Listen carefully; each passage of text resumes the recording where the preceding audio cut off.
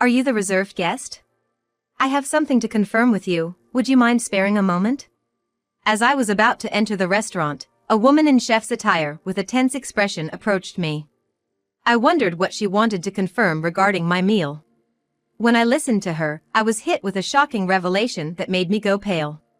My name is Emily Thompson, 31 years old, working in the advertising industry. I work hard to create better advertisements. It's a challenging job, but very rewarding. My husband, whom I met through work, is named John, a year older than me, and we've been married for a year. Being a dual-income household, we share our household chores and help each other out, managing our life quite efficiently. Initially, our interactions were only related to work, but as time went by, we started having more personal conversations and grew closer. I realized that we had similar interests and values, and I started developing feelings for him. When our collaborative project was coming to an end, fearing that we might not see each other often afterward, I mustered the courage and confessed my feelings to him. I had always been focused on my work and, while I've dated before, this was the first time I ever confessed my feelings to someone. I was very nervous, but he accepted my feelings. And so, we started dating, and after a year, he proposed, and we got married. Before marriage, John told me he had been previously married and was divorced. They were married for about a year, had no children, and mutually decided to part ways due to differing values. It seemed like John regretted not being able to make his previous marriage work. He seemed a bit reserved when it came to love, probably because of his past experience, but I understood. As long as there were no lingering issues, I didn't mind his past. It wasn't about wanting happiness from marriage, but wanting to live my life alongside John. So, I accepted the fact that John was divorced and went ahead with the wedding. Our married life was filled with happiness, but slowly the real implications of John being divorced began to unravel. After our wedding, we moved to an apartment close to both our workplaces. John's parents live nearby, and we get along well. Our married life has been smoother than I anticipated. I initially had concerns about living so close to my in-laws, fearing potential conflicts, but they were always kind to me. Given our work schedules, John and I hardly have time during the weekdays, but we make the most of our weekends. Living with my husband, due to both of us working, we don't get much leisure time together on weekdays, except for brief conversations at dinner. Therefore, we spend a lot of time together on weekends. We both enjoy eating, and often cook dishes we want to try at home. Ideally, dining out would be great, but I have an allergy to fruits from the Rosaceae family, so I can't casually eat out. Even when I think a dish doesn't contain these fruits, they might be used as a hidden ingredient, making it tedious to constantly check with restaurants. Even a slight touch causes my skin to turn red and swell. I feel bad asking about ingredients at restaurants and have developed an aversion to dining out due to this. I developed this allergy as an adult, and initially, I was taken aback since I hadn't expected it. I recall a time when I ate a lot of strawberries, my mouth swelled up, making it difficult to breathe. I used to eat fruits frequently, and after getting tested at the hospital, I was devastated to find out about my Rosaceae fruit allergy. Discovering that I could no longer eat favorites like strawberries, apples, pears, and peaches saddened me. I've had reactions after eating food I thought was safe, only to find out they contained allergens, which further discouraged me from dining out. This made me apprehensive about buying ready-made meals or snacks, adding a bit of stress to my life. Perhaps due to the initial severe allergic reaction and the sadness of not being able to eat my favorite fruits, I became overly cautious about checking ingredients. During meals with my husband while we were dating, my constant checks made me feel apologetic. However, I can't feel at ease without thorough confirmation, and without it, I can't fully enjoy meals. Still, we love eating, so my husband and I would select ingredients and enjoy cooking together. This routine helped reduce my excessive worries. Fortunately, both my husband and his parents understand my allergies, which has eased the mental burden I felt after getting married. Especially my mother-in-law, who has a deep understanding of allergies. Since her father had a severe wheat allergy. Wheat is commonly used in many products. Even a little bit affected him, and allergies can be lethal, so we were very careful, she explained. She researched my allergy and always ensures that meals are safe for me. When we dine at her place or go out, she takes extra precautions, allowing me to enjoy meals without worries. You shouldn't have to be scared during meals. I'll make sure everything is safe for you, she told me, which almost moved me to tears. I have a great relationship with my in-laws, especially my mother-in-law, who treats me like her own daughter. We often go out together. My husband and his parents are wonderful people, and the concerns I initially had about my allergies have vanished. One day, a project I proposed at work was successful, earning me a promotion, which I excitedly shared with my family. They were all thrilled, especially my mother-in-law. While spending time with her, she invited me to celebrate at an upscale restaurant. That's a very fancy place, isn't it? I can't let you do that, I hesitated. The restaurant was in a luxurious hotel nearby, which I had always dreamt of visiting since my student days.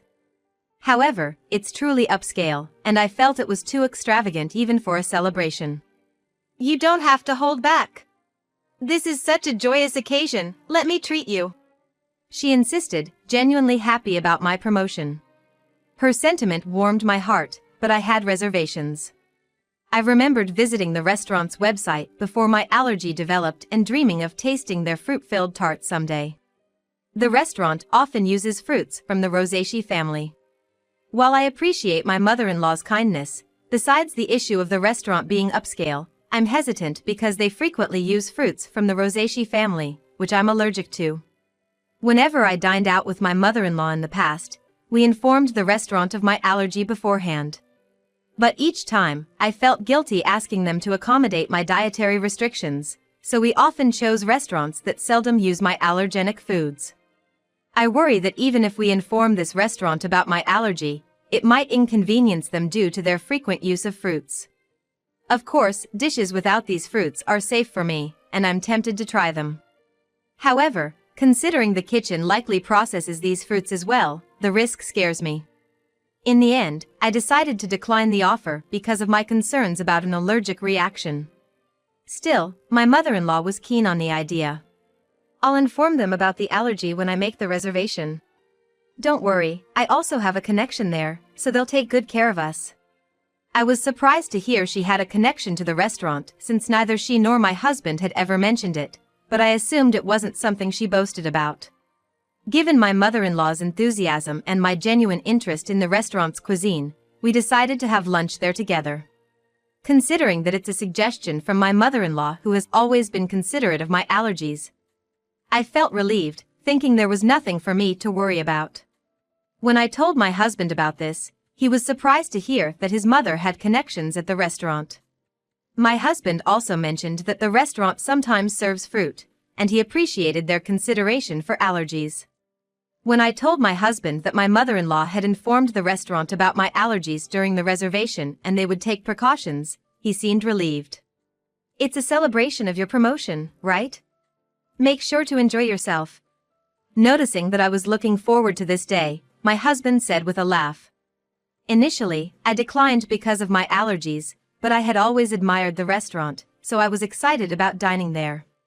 On the day I had been eagerly waiting for, since it was a weekday, I took a half-day off. After finishing my morning work, I planned to head straight to the restaurant. Being a high-end place, I chose a more formal outfit than usual and paid extra attention to my appearance when going to work. Colleagues noticed my attire and asked about my plans.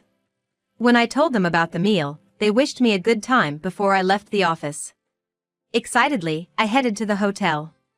As I entered the entrance, my mother-in-law was already there.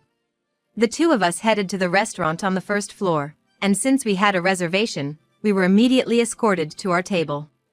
Our reservation was for 1 p.m., but due to the busy lunchtime, we were informed that the serving might be a bit delayed. It was a popular high-end restaurant, so it was crowded. I understood and decided to order just drinks for the time being and wait patiently. Having already finished work and being encouraged by my mother-in-law, I ordered champagne. We enjoyed our conversation while waiting for our meal. I've had champagne before, but the one I had that day tasted the best. Feeling the effects of the alcohol and the anticipation of dining at a restaurant I had longed for, I was in high spirits. From the dishes at the neighboring tables, I could tell the food looked delicious, and I was eagerly awaiting our meal. Suddenly, my phone rang from inside my bag. Realizing I hadn't turned it off during my meal with my mother-in-law, I tried to shut it off. But seeing the incoming call was from work, I sobered up immediately.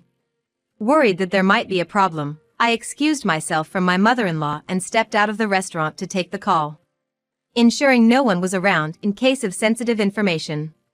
The call was regarding a document I had submitted earlier that day. My colleague urgently needed clarification. Relieved that it wasn't because of an error on my part, I answered their questions and wrapped up the call in about 5 minutes. As I was about to turn off my phone to go back and enjoy my meal, an unfamiliar woman approached me. "Excuse me. You're the customer who made a reservation for today's meal at the restaurant, right?" The woman was dressed as a chef, presumably from the restaurant's kitchen.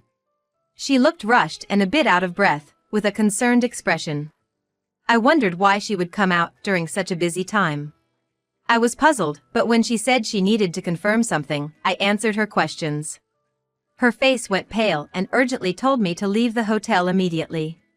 "It's dangerous to go back to the restaurant now. Please leave the hotel and ensure your safety immediately." Suspicious of the woman's intense demeanor, I asked for clarification.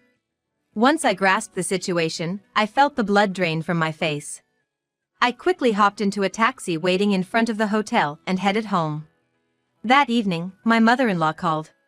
When I picked up, she was furious about me leaving her at the hotel and returning home without saying anything, causing embarrassment since she had reserved a special course. "You had everything set up to celebrate, and you just leave without a word. Don't you know basic manners? What kind of upbringing did you have?"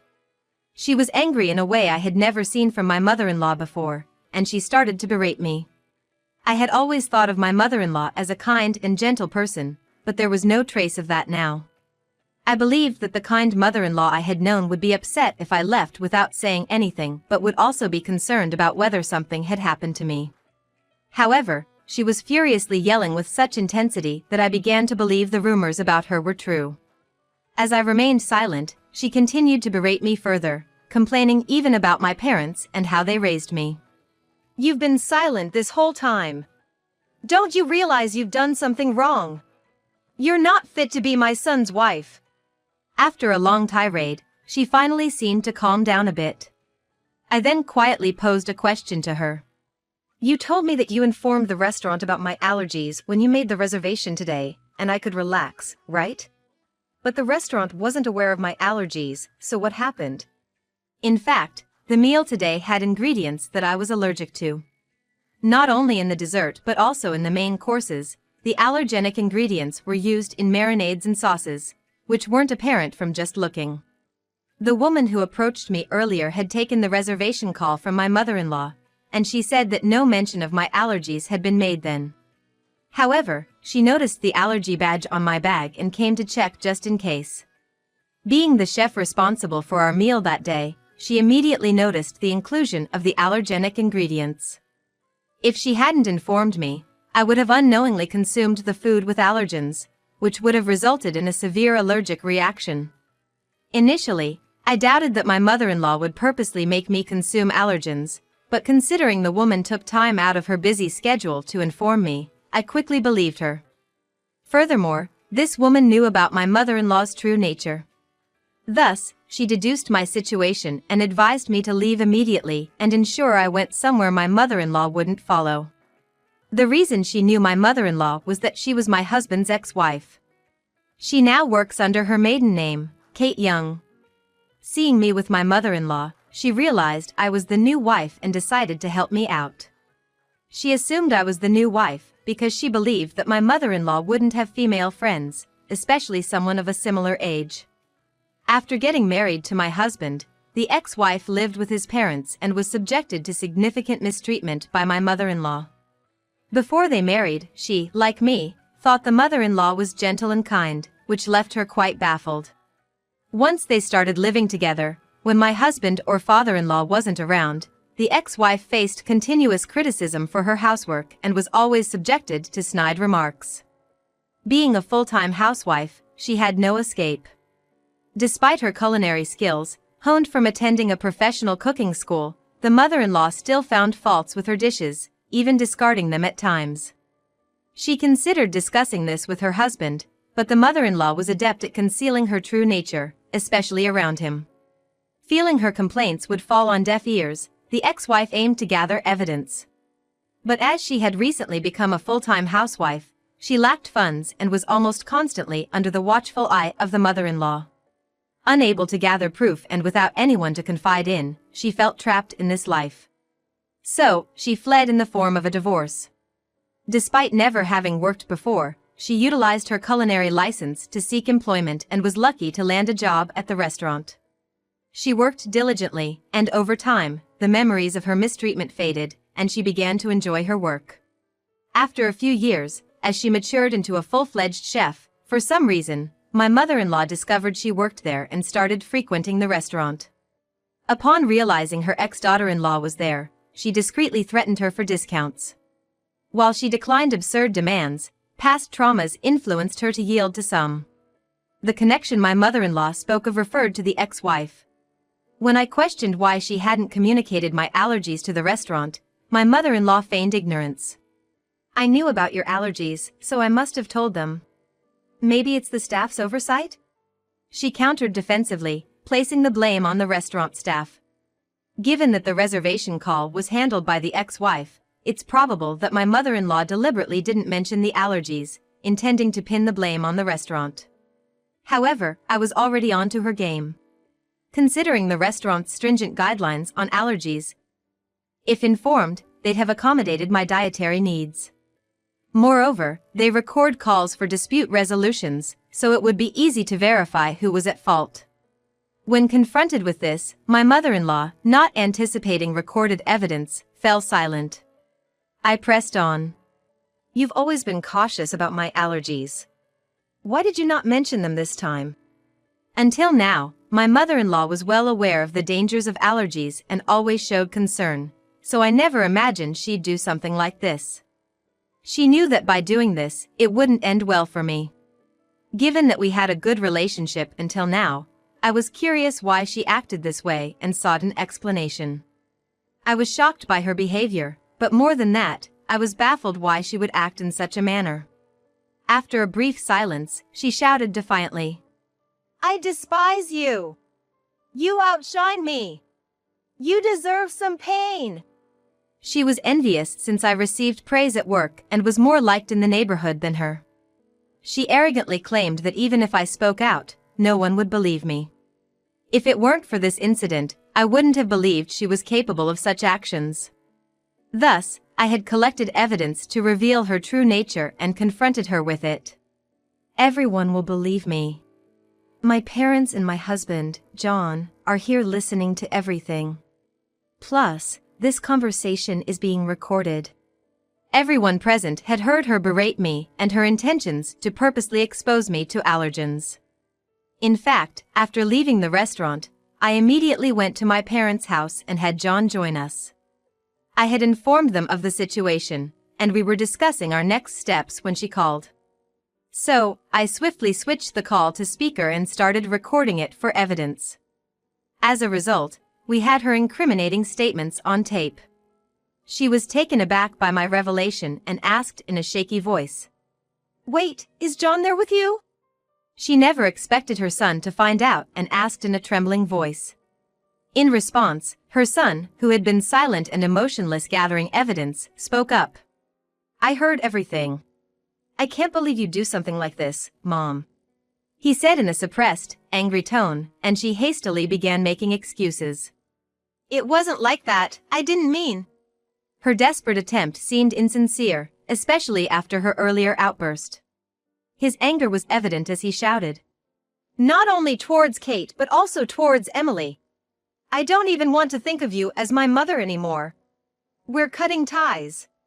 Given the true nature of the mother he had trusted, John was beyond furious. He then declared his estrangement from her, ignoring her cries. Furthermore, my parents said that they would sue her for attempted murder, and John cut off the call, disregarding her voice. Later, when John informed his father about the incident, he was furious and suggested divorce, eventually throwing her out of the house. With no relatives to rely on, no income, and being a housewife, she clung desperately, pleading and crying. Her husband, feeling a final bit of pity, put her in a basic apartment. He paid the first month's rent and told her to find work so she could support herself.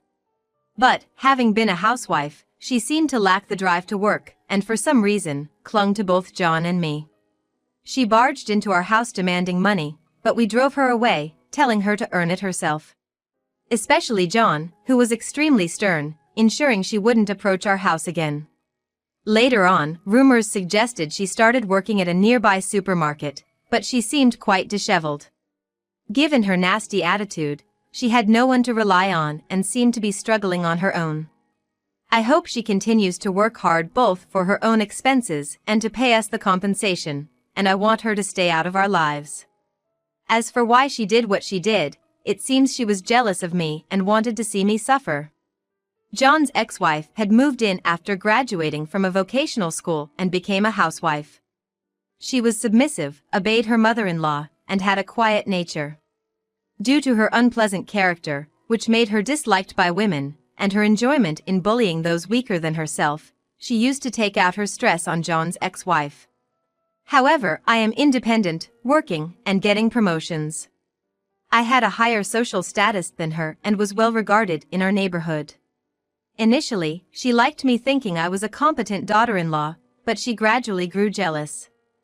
Being unable to bully me, she wished I'd be in a position where I'd become incompetent, wanting to look down on me. After the explosive call, when John and his father confronted her, she confessed everything, leading to their declaration of cutting ties with her. Later, John apologized to his ex-wife for not noticing the bullying.